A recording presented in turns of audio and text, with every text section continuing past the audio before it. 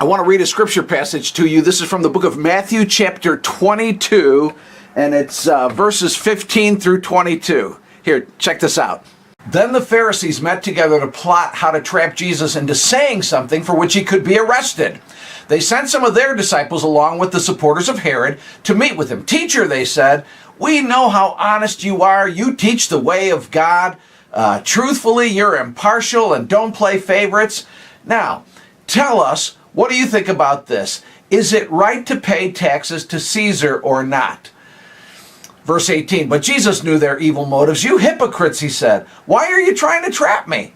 Here, show me the coin used for the tax." When they handed him the Roman coin, he asked, whose picture and title are stamped on it?" "Caesar's," they replied. "Well then," he said, "give to Caesar what belongs to Caesar, and give to God what belongs to God." His reply amazed them, and they went away.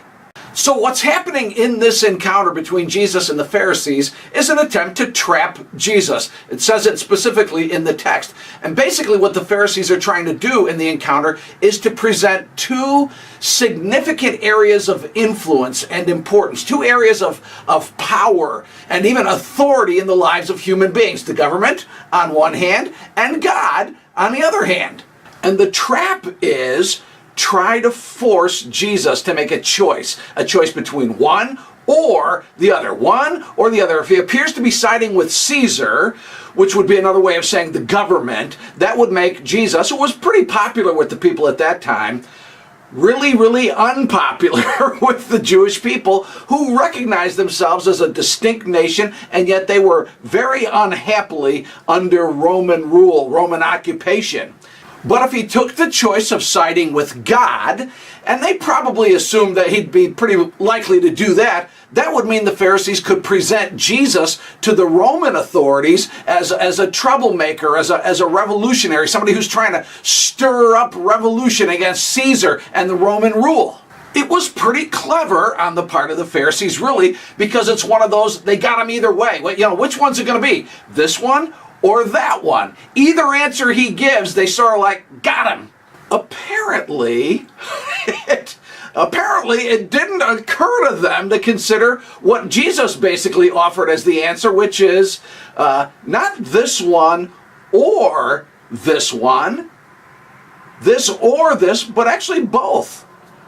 Jesus basically is telling them, hey, frankly, there's room for both. There's a role for both in people's lives and in a society and a social order. Here's how Jesus actually put it.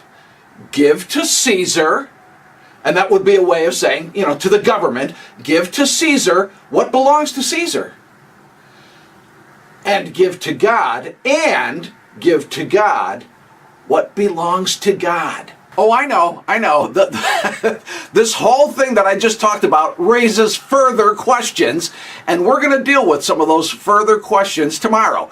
First Church of God, come on out and join us. First Church of God in Oak Lawn, beautiful Oak Lawn, Illinois, 4600 West 111th Street, just a couple blocks east of Cicero on 111th Street in Oak Lawn. Service times, 9 a.m. and 11 a.m. Come on out and join. You'll be blessed if you come. Come on. You see, it's either, but it's both, either or, but it's but. This probably is, this is probably not usable.